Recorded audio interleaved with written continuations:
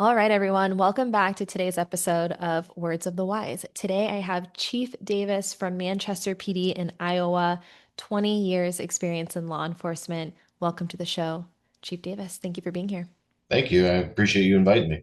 Of course, I intentionally on your bio did not kind of dive into your background because I really want you to be the one to share with us. You've been in this profession for a long time and you were previously in the Air Force. So give us a little bit of background on you.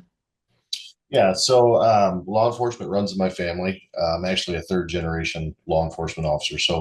Um, my grandfather was a police officer, and then my father was a police officer. He just retired a couple years ago as a chief deputy in a county here in Iowa. He did that for 35 years. My mother, she used to work with domestic violence victims in our corner of the state. And so growing up, again, I saw all the deputies, all the cops. I knew kind of always what was going on. And then I got to see the other side of it too, especially when I got older with my mother, kind of showing me what evils exist outside of, what I knew just from my old man. Left at 18, joined the Air Force. Surprisingly enough, I was only good at school and I started to get paid for it. So wasn't great in high school and wanted to do my part. I did 6 years in the Air Force as a military police officer. Got out in 2013.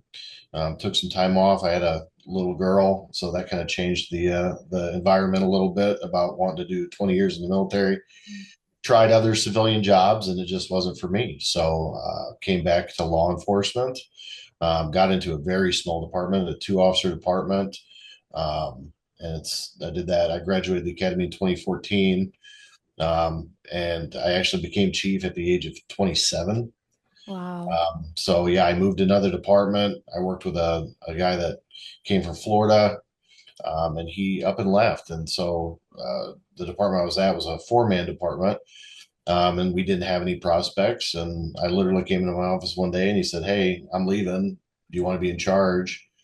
And I said, "Sure, I'll give it a go." And I've been doing it, for probably the last, what, 2014. So yeah, about 12 years now. Wow.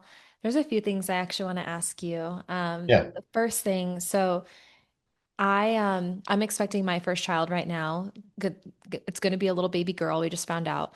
And I always talked about my why. And it was always from a professional perspective. You know, it was like, why do I do what I do?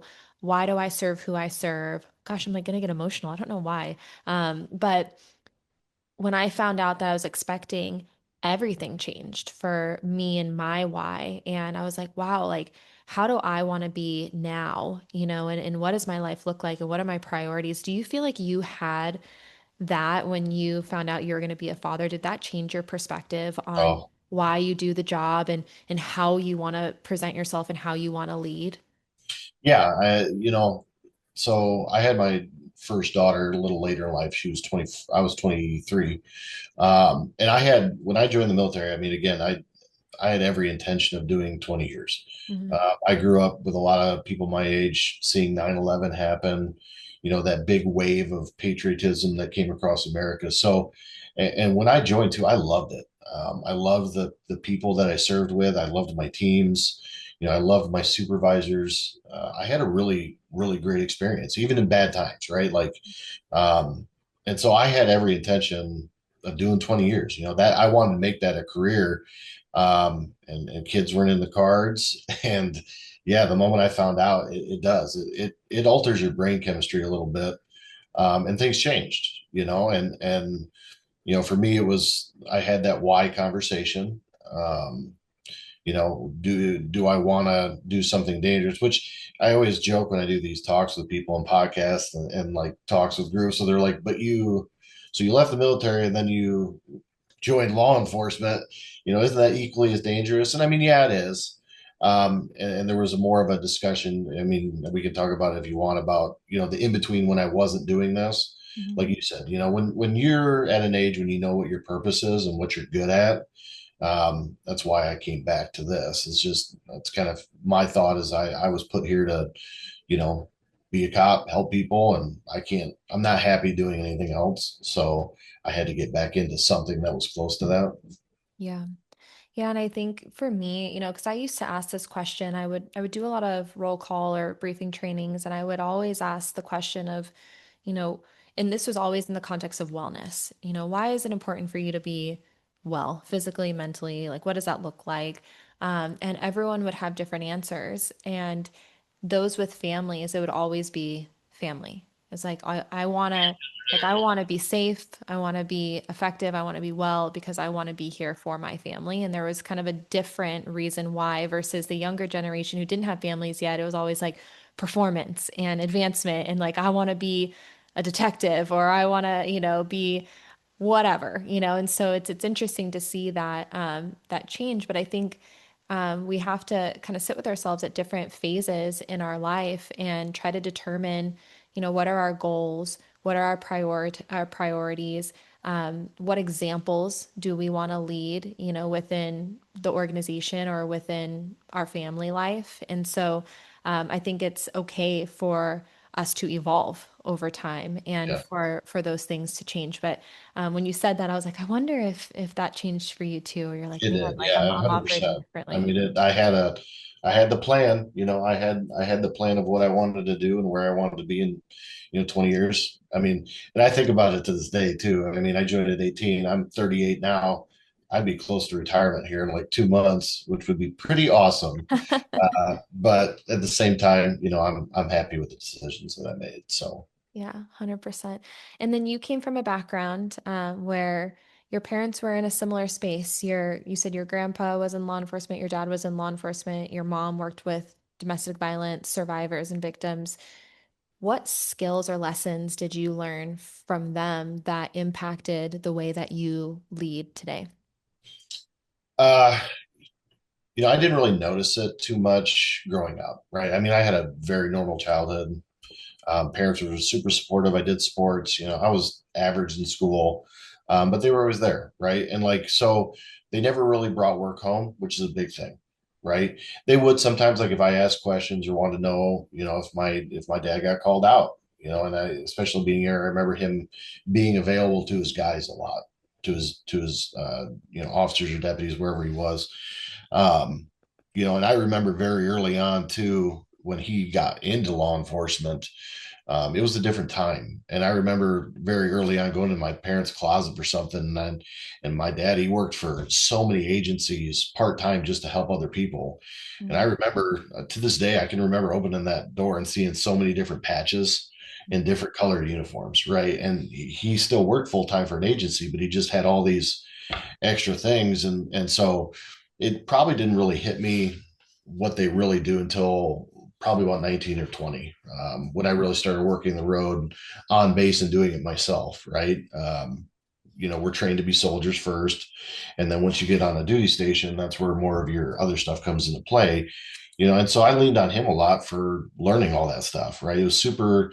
The military stuff was not his wheelhouse. He didn't do that, but the cop stuff, I mean, he was a treasure trove. And so I attribute a lot of my success to him is because, with him, it was more about growing up and seeing how he was there for his people. mhm, Again, I mean, it sounds bad, but his phone was always going off. And, he was very good about walking away and telling us what was going on and not involving us. But you could just, I kind of realized all those phone calls were because, they came to him. They came to him because they wanted his advice. They wanted his knowledge. They wanted, his opinion. What would you do? And like when he retired, and I went to his retirement party, and all of these, law enforcement leaders, not just like local too, we're talking state agencies, federal agencies, marshals, all these people are coming down and trading war stories about the way that my old man helped them and stuff. And so that really paved the way for me. That's what I believe has paved the way for my success. I think that's why even becoming an administrator at a young age has been successful, is because I've had that background. mhm, And then with my mom, how many people get to see somebody interact with victims, you know, and I'll tell you, I mean, there were times when like she would bring victims home because a shelter didn't have space, and so we had people in our home where they were safe. And so, having both sides, right? Like I have that upbringing of like the old school cop that mhm, kicks butt and takes names and knows what he's doing. But then I kind of have that softer side too, with working with victims. And so I've naturally progressed into, liking the same stuff that they do. I work very closely. Part of my niches is domestic violence, sexual assault, and stuff like that. So it just kind of fell into my lap by being bored, I guess, in a weird way. But yeah. Yeah. Yeah, I was writing that down as you said it. It's like you had the tactical side of things, and I love that you said your dad was a treasure trove of knowledge and information. And then you also had the ability to learn empathy and, how to relate to people and how to understand people in their hardest times, which I think emotional intelligence and empathy is something that's so valuable. It's a superpower, and it's also so hard for people, especially young people. So, for you to enter into this profession and already be equipped with those tools, that gives you a leg up already because a lot of agencies right now are struggling with, the younger generation of like, how do we teach them these things when they don't have that type of life experience? No, it's true everywhere, even in our agency, and we're no different. We may be smaller, we may have different resources, but we're still hiring young guys and gals too. And I love it when a 25 to 35-year-old person comes in because it's like, yeah, they may not have the degree or the law enforcement experience, but they have that life experience, right? They're able to connect with people a whole lot better. And I've said it since the beginning, is I can, I'm confident now I can teach anybody to be a cop, but there's just something about having that life experience and that connection with other humans, right? Having a little bit of morality in the job that is just so valuable that, like you said, at a young age, it's no fault of them, but they just don't have it yet. Yeah. Yeah, that I was actually in the process of hiring some people for our team, and someone said that they're like, you can teach someone a lot of the skills to do stuff, but there's some intangibles. There's some things that like are harder to teach, not impossible to teach, but harder to teach. And you kind of look for that of people who have, um, certain qualities about them that aren't as trainable as like a certain skill. Like for you guys, you can teach someone firearms, but can you teach them how to relate to someone in crisis? Firearms No. easier. And one of the things that I pride myself on with our department too is, and I've done this at every department that I've been able to hire, is I kind of look at a department like a chessboard. You Mm, know, um, again, it sounds bad. I really don't care about degrees. I don't care about, a lot of things that traditional departments nowadays look at. I mhm, look at the person. We make all of our applicants, like the first step isn't even, I don't even review your resume until you come right around with my guys. So you got to come down, you got to talk to them, right? And they got to feel you out, and I got to see if you're going to fit with the team.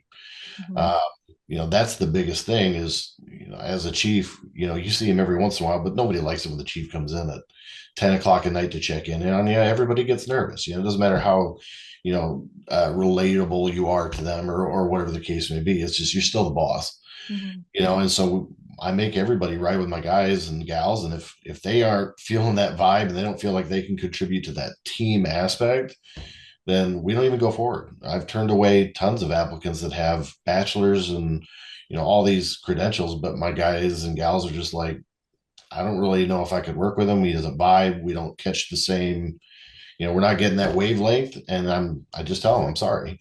I'll keep looking for somebody that fits our needs and what we need. So, and it goes into what you were saying with the personality types, right? I mean, I have some guys that are, and you alluded to working with the members of your team. Sometimes you need those hard charging rock guys. Mhm. The ones that maybe don't have that morality, but they're very educated, very smart. But you need to pair them with those ones that have the life experience, and they can soften the blows and maybe a little more personable. So that's why I say it's like a chessboard. It's putting all those pieces exactly where they need to be so they complement each other and then get the job done. I was going to ask that question if mentorship was something that you recommend or something that you guys focus on, especially if someone comes in and they don't have the experience that you had, where, they had family members who can kind of help them with that. And it sounds to me like you do try to pair people together so they can learn from each other and kind of have that mentorship. Yeah, we do it in different stages, again, and everybody's different. Uh, Law enforcement is no different than any other career out there. Mhm. People learn different ways. They grow in different ways. They find different things that interest them. And law enforcement is great because there's so many avenues that you can find an interest in. So we may start it initially with that, right? We pair them with an FTO, and then we branch out. Somebody, again, I don't know if you're familiar with the DISC test. It's like a personality test more for employers. I make my guys take that because it kind of tells me like what their personality is like, right? Like if you put two guys in a car that are both dominant personalities, right?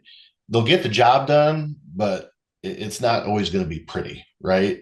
But if you can put them in with somebody that's more inclusive and stuff like that, kind of again, soften those blows where they need to be soft and step in and complement each other, then it's a lot better. So, we're small. We're only 10 officers. So I don't have the ability to have, 20 FTOs. I've got a core of four really strong guys that have been here longer than I have. That helped me when I got here. And so I've kind of put that on them too to help train all of our younger officers. Um, and so, it just depends. Sometimes too, if one guy's progressing a little bit more than maybe his coworkers, we can flip flop that stuff around as much as we can so we don't screw up their schedules to make sure that they're growing at a responsible rate where they're not getting overwhelmed, Mhm. but they're still learning from people and still able to connect with each other. So Yeah. My I do want to talk a little bit about your leadership style because it's obvious that you think a little bit differently, and I want to talk about that. But my one question is, you said that you take a different approach to hiring. You don't even look at a resume. You're not really concerned with education as far as degrees. I had some chiefs say this recently that they were like, when it comes to promotions, really the promotions are like, can you pass a written test? And they're like, why are we putting all this weight on can people just pass a written test? Is the person a good fit? Are they good? Like, are they like, and I know a lot of departments are starting to promote earlier as well. And they're trying to focus on like, how can we train first, hire later versus hire and then train, which is what was historically done. What is your opinion on promotions and, do you focus on written tests? Do you focus on seniority or do you hire people who are younger? I mean, you are a chief at 27. So what is your opinion on promotions? When is too early and, too early to change? I I've talked about this in several different places where I believe leadership, you can teach certain aspects of leadership. Okay. There's classes you can take. There's, police, the International Police Chiefs Association, Iowa Police, everybody's got these things where they teach classes that tell you this, that, or the other. And I've attended tons of them. I am a firm believer that honestly, there are some people out there that just aren't meant to be leaders, right? And that's not saying that they're bad cops or bad at their job.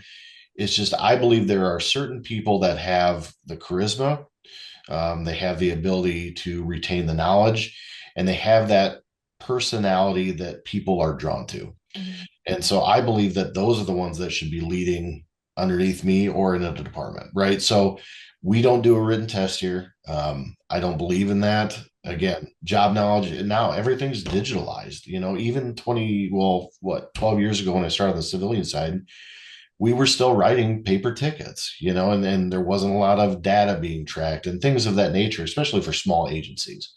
But even now, everything is digitalized. So for me to sit there, I could pull a report right now and tell you any one of my nine other officers who's doing the most calls, who's doing the most like that part doesn't really matter to me. I tend to focus more on who are my officers calling for advice, right? They can call me, they could call my captain, they could call my sergeant, or they're calling their peers, right? Some of their peer guys that have been 7, 8, 9, 10 years on the road, and I wait for them to just have conversations with me or I listen in my office, when they're like, oh, yeah, Officer A called me last night. I just helped him with this. And I kind of listen to that conversation about, the person that got called. Were they just happy that somebody called them and they were, bouncing ideas off their head, or were they kind of that tone of, I can't believe this person called me. Why, this is very simple. So I think it's more about paying attention about those people that are like answering the phone, genuinely wanting to help and wanting to create a better culture for the department. Mm. Because again, if you have a good culture in the department, you're going to have a good culture in your community. You're going to have proactive cops, which I could talk for 3 hours on the benefits of being proactive compared to reactive in Right. today's law enforcement environment. So for me, it's just putting the right people that your officers and your subordinates trust, right? And on the back end of that, I have to trust that if they're calling my subordinate, they're giving them good information. Yeah. And so it's that double-edged sword. But I think listening to the conversations, who's getting those calls, who's going, who are the officers going to for like genuine advice, and is that advice sound, and are they pointing them in the right direction, setting them up for success? I feel like those are the ones that need to be promoted more so than just I scored really high on a test and I should get this because I've been a cop for 30 years. I Right. don't think that carries much weight anymore. Yeah. Person over seniority. Yeah.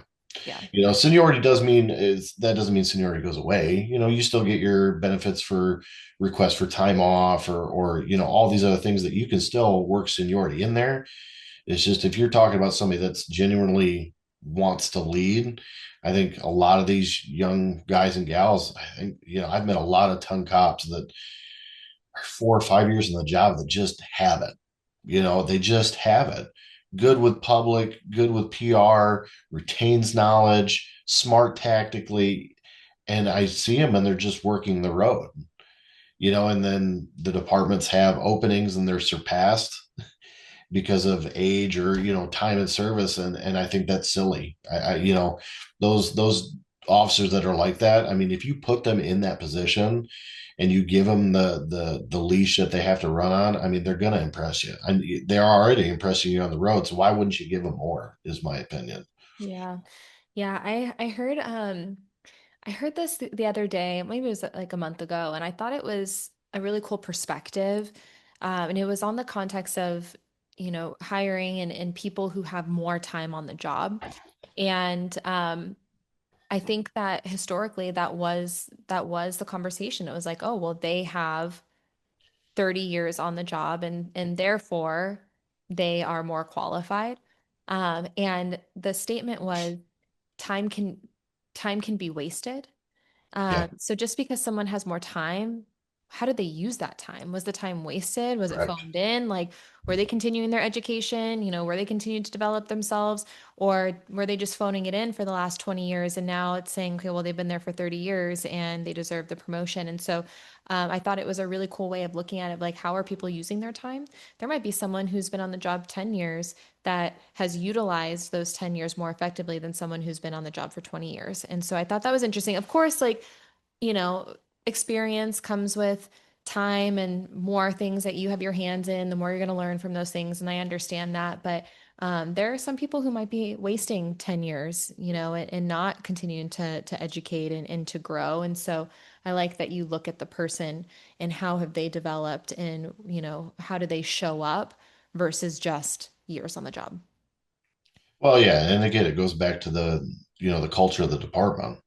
I think if we just throwing people in just because, right, just because they've been here 30 years, you're going to have mutiny from the people that maybe are actually doing that job. Like you said, how do they use that 30 years? Hmm. Do they delegate every single task down? Did they never do the reports on time? Were they just, sucking up to the admin the entire time in the hopes that they'll get promoted so they can take a weekend off? Um, uh, Nowadays more than ever, again, officers are noticing that stuff. Yep. It doesn't matter the department size. I'll say that on the top of a hill forever. It doesn't matter if you're a 2-man department. It doesn't matter if you're a 500 officer department. The employees are watching, right? They want to be led. They really do. The people getting into this job now with everything that's happened in the last decade, they're doing it for the right reasons, Yeah. right? It's not what it was 20 years ago where it was just a job and you could do it for 5 to 10 years until something better come along. I believe that most of the people that are getting into this job right now are doing it for genuine because they want to help people, Yep. right? So you got to give them that opportunity to do it, but you got to show them the right way to do it. Yep. Yeah. Anything else that you want to share about your leadership philosophy or the way that you view leadership? Because obviously we're kind of shaking things up from the norm and thinking a little bit differently. So anything else that you want to share that you think is unique? Just any other leaders out there, again, don't forget where you came from. You can contact any one of my officers right now, and they'll tell you that if a hot call comes out, even if I'm sitting in my office, you better beat me there because I still want to have fun, Mhm. right? I think a lot of times with everything else, politics, stress, money, budgets, sometimes we get buried in that stuff and we forget what it's like working the road. I've been there, but at the same time, I will try to beat my guys to a hot call every single day if I can. Um, don't ever forget where you came from. Remember that they're watching, right? And it goes a lot easier if they see you do the job you're asking them to do than compared to just sitting on your throne and telling them what to do. If they actually see you, kick the door down, making dope arrests, doing investigations, knocking on doors, doing the PR stuff, everything that they do every day. If their boss is out there standing next to them doing the same thing, it goes a lot easier. Yeah. Thank you. I like that a lot. So, wellness. I know that you guys have a wellness program. There's things that you guys are focusing on. What is your philosophy or your approach to officer or law enforcement wellness? Physical and mental safety, 100%. Mm, When I took over here, they didn't have gym memberships, they didn't have anything like that. So we went out, we scoped around a couple of the local gyms, and we said, who can give us the best price? And we offered every single officer, they don't have to take it, but we said, we'll pay for your membership if you want to go. And then started to obviously monitor who was using it, how often it was used, and they were using it. So I said, okay, I'll sweeten the pot year two. If you reach 85 to 80% of attendance, right, in that year, I'll give you an extra free day off anytime you want. well, No, paid day off. And so we got that passed. We started an EAP program here, so employee assistance program, where again they've got numbers that they can call for mental assistance. And then we also, before I got here, the previous chief started a peer support program. All I did was just overhaul the policy a little bit. But we have two officers that are peer support too, and our sheriff's office backed us up on that. So we're not doing it solo because we're really the only two agencies in our county. So again, if one of my guys has something that peer support needs, the deputies take care of my guys, and then my two peer support guys will take care of the deputies if they need something. So, we have those relationships that are really good here that back each other up. Um, and the biggest thing I preach here is because I've seen it growing up, leave everything in your office. mm, Um, I think a lot of times, especially I've seen it with these young guys where they want to save the world. They really do. And sometimes it's very hard for them to like cut ties from work and being home, mhm, where it's like, I gotta come in on my day off and get this report done. And so it's been a struggle telling them like, it's just paperwork, right? It can wait. You're yeah, back in 2 days. I don't want to see you. I don't want you to come in the office, right? You don't need to be coming in here and seeing what we're doing and checking up on your calls. Don't do that. mhm, We don't mandate that they keep their department emails on their phones. I have all their personal phone numbers. If I absolutely need something from them, I'll call you. But yeah, I think it's unhealthy to sit there and scroll through the department emails while you're trying to sit at home with your kids, your family, or you're out with a nice supper with your wife or anything like that. I can't stop it, but there are definite conversations that are had about separating work life from home life. yeah. There's a couple things I want to circle back to, but I love that you said it's physical and mental safety. And you played sports, you said, right? Yep. Okay. So I've been asking this question a lot lately, and I've been asking it to different groups. And I'll ask chiefs, do you believe that you guys, law enforcement officers, are professional tactical athletes? And I get like resounding yeses. Like, yes, like we are tactical athletes. What we do, we have to be physically, mentally prepared. We have to be physically, mentally well. And then I ask officers, do you think that you are professional tactical athletes? And they're like, no, what? And there's like a disconnect where they're like, maybe we should be, but we're not. And I was just having this conversation yesterday and I said, hey, like, You have to perform physically and mentally at an elite level for your safety. The stakes for you guys, it's not just winning a game. We look at like athletes, it's not just about winning a football game or a basketball game. For you guys, it's safety. And it could be life or death, and we want to make sure that you guys are physically and mentally prepared for those things. And And it happens quick. yeah, There's no warm ups, yep. right? Yeah, and that's the big thing for us when it comes to the physicality part, right? Mhm. Again, we don't put sanctions on it where they have to be in there for an hour and stuff like that. It's genuine conversations from new guys and older guys like me. That's like, again, there's no warm ups, man. You may have to jump out of the car and chase somebody down a couple of blocks. You got to be ready for that. Yep. And then the disconnect from work, that's mental safety, right? You could walk into the office and I tell you nothing happened today. I sat in my chair and did nothing for 8 hours, and then 2 minutes into your shift you have to go to some horrible traumatic incident, right? There's no warm up. There's no preparing. There's no I'm going to do, every time you say I'm going to do this today, karma has a way of changing that plan for you pretty quickly where you're not going to get what you wanted done anyway. So Yeah. yeah, I think we do have to be tactical athletes, both mentally and physically, because you never know. Yeah. Well, and I think we're always going to fall back to our level of training. And in the way that I'm thinking about this right now, if you are always stressed about something, even if you're at home and you're constantly up here, and you're like, oh my gosh, like I have to answer these emails, I have to do this, I have to do that. And you're always, always stressed and you're not training yourself to down regulate. You're not training yourself Yes. in the in between times to be level. What do you think is going to happen when you do get that call? You're gonna be up here, Yeah. because you don't know, you haven't trained yourself to regulate.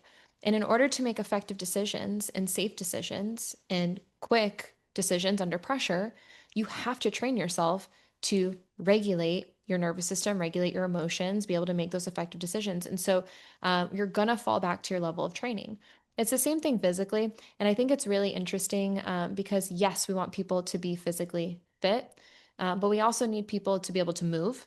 And if you're going from 0 to 1,000, now you're sprinting across the field. Can your hamstrings handle that? Or are you pulling a hammy and now you're out? And so what does that look like? And Yep. so again, it's effective, proactive training that we have to Yes. take a look at. And I don't think that we're there yet. I think that we're still, as humans, like I'll deal with a problem when there's a problem. But how can we have these conversations and create more awareness and education around the proactive part so that when you do encounter something where you have to sprint, your body's prepared. You're going to fall to that level of training. When you do have that call mentally, you can prepare for that because when you weren't at work and you weren't stressed out, you were regulating yourself. And I think Yeah. it's so, so important. And I think people don't understand. I actually did a training where I was in a roll call and I asked, like, what are you guys doing for your injury prevention? And they're like, what is injury prevention? And I was like, okay, And so that to me I means that we need more education, right? We need to talk about it more. we do, and it's not like it's new because it was just called something different. Like my first chief, he called it the light switch theory, right? Interesting. And so that's how I call it because he says when you're at work, the light switch is on, right? You're ready to go, you're dialed in, right? Lights are on, you're ready to go. And then when you go home, you need to turn the light switch off. And that's how it started. And then that, as he talked about, it's the same thing when you're on a call and you're recognizing that things need to be escalated or things are escalating, right? Or you need to be ready because this person has histories of assaulting cops or, whatever bad situation. It kind of always reverted back to him talking about the light switch there, Mhm. right? You turn it on when you need to, turn it off when you don't. And it's the same thing you're talking about. You're turning it on, you're hyping, you're kind of preparing your body for the light switch going on, Mhm. but then you're turning it off and deregulating, bringing your cortisol down, bringing your adrenaline down, right? Doing all the things that you need to be doing so that you're not constantly up, which, again, that's a whole other topic of why, cops are falling off is because we're always on. Mhm. We're always on. the stress, the adrenaline, the all those things, it just never ends. We go out to eat, and what's the old saying? We always gotta see where the door is. And I'm here to tell you, you can break some of those habits, and you'll be just fine. Yeah. Right? It's you got to make conscious decisions to break some of those habits to bring that level of stress and chaos down, because again, you're going to get it at work. That's a for sure thing. Yep. So I don't know. It is a puzzling piece of what's going on right now. But yeah, we have to get better about education, about deregulating and severing ties between work and getting back to a normal mental state when we're not. Well, I like the light switch theory, and when you were saying that, I was thinking of like a light bulb, and like there is no light bulb that can stay on 100% of the time and not burn out. They're Yep. gonna burn out, so how do you prevent burnout? You got to be able to turn those things down or turn those things off, and um it's hard. It's very difficult. And I've been in that situation before. I think we all have at some point, like where for me, everything was work, high anxiety, 1000%, like, pedal down on the floor, like, let's go, and to the point where like I had so much anxiety about needing to be at work that like I would miss out on really big events in my personal life, things that I can never get back. And in retrospect, like, I didn't need to be at work. I didn't need to do those things. And so I get it. Like I'm only speaking from experience because I understand what that feels like. But I also am older now and maybe a tiny, tiny bit wiser than I used to be when I was younger. But a light that is always on 24/7 will burn out. It's inevitable. And so, how do we reduce that risk? How do we prolong careers? A lot of agencies are struggling with retention. Hiring's harder. Retention is something that everyone's focusing on. And so, if we want to focus on retention, then we have to understand what longevity actually means, what quality of life actually means, and then how do we create the awareness and education so that people take action in their lives and actually start making those steps to reduce that risk of burnout because it will happen. And there's so many people who can speak to that know that they did that and they got burnt out and it's cost careers. So I appreciate you coming on here and talking about it because I think this is the first step is having that awareness and that education. And then the next step for, everyone is to start implementing those types of things. Yeah, and I'll tell you too, like I don't want it to seem like I'm on a high horse that I came up with all. I lived it too, Yeah. right? I mean, um, doing these things like ruined my first marriage. And I met that statistic of being divorced law enforcement officer because I was so developed and so involved in becoming successful in my career, that I let everything else fall to the wayside. So it's not that I'm just sitting up here and saying I went to these classes and this is a good thing. No, I lived it. I've made the bad decisions. I've made the dumb decisions to neglect certain things that shouldn't have been neglected. And so I'd rather stand here and say that than just, you don't know anything about me, and I'm just saying it because it sounds good. I Right. lived it. I've made tons of bad decisions in my career. I've done tons of things that nothing illegal or got me fired, but I most of my stuff stems from, the stress from work, not bringing it home. And Yeah. so it's a very big part of where I'm at now we got to do better for our people. Again, it goes back. Don't forget where you came from. Yeah. Remember, same thing goes in history books. It always tends to repeat itself. And if we're not paying attention, then we're going to just keep the cycle going and it'll never get any better. Mm. On that topic, and this will be my final question for you, but on that topic, what words of wisdom would you share with someone who's early in their career? Because you know and you've lived it and you have made mistakes and you've also had successes. If you could go back in time with all your current knowledge and talk to the younger you, what would you say? For the young ones getting in, don't chase money. Yeah. Uh, Money everywhere is going to be hit or miss. The biggest thing I think a lot of young people should look at is the culture of the department. Again, just because I do my hiring one way doesn't mean that you can't find out who's working in a department and sit down. And I'm telling you, if you have a conversation with a guy in a recorded car compared to maybe just, hey, can I meet you somewhere and have a conversation about the department before I apply? I think sometimes you're going to get two very different answers. Um, and so you need to make a decision. And again, you can live within a certain salary, you can live within a certain hourly wage. You know, you can adapt to those things. Don't chase money because it ain't going to work out. Mm, Um, Education is important.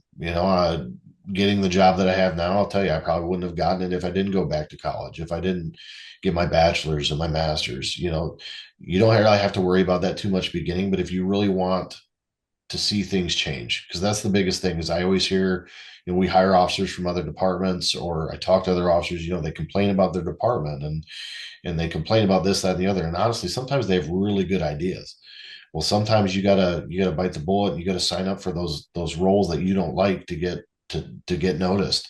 You got to go back and kind of work your way to getting yourself in a position. Again, my philosophy is just don't forget where you came from. If you want to make things better, you're going to have to work for it. You're going to have to go to school. You're going to have to do the job. You're going to have to do a lot of things, but you're doing it with the intention to one day be in charge somehow. And it doesn't matter. It doesn't matter if you're a corporal. It doesn't matter if you're a senior officer. It doesn't matter if you're chief. It doesn't matter if you're sheriff. If you're going to make the changes to what you believe is going to make this career better, then you need to put yourself in a position to do it. mm, So keep that goal in mind. But again, look for cultures of departments when you're going in. Find somebody that fits what you want, somebody who has the same, um, mission or successes that you're looking for. And again, don't harp on small departments. We have tons of guys that want to do all these crazy things, and so don't look too much at department size. You'd be surprised what some small departments in the country can offer. mm, I've worked for all smaller departments, and I've done everything under the sun, from traffic investigations to high level, working with the marshals or the FBI, or high level sexual assaults or various crimes through crime syndicates through other states. You can literally do it all. It doesn't matter about the size. You gotta look towards the culture. mm. Thank you. Thank you so much for your time today. I really appreciate you coming on and talking about your leadership style, the things you guys are doing in wellness, and then, of course, sharing your words of wisdom. Thank you. Thanks.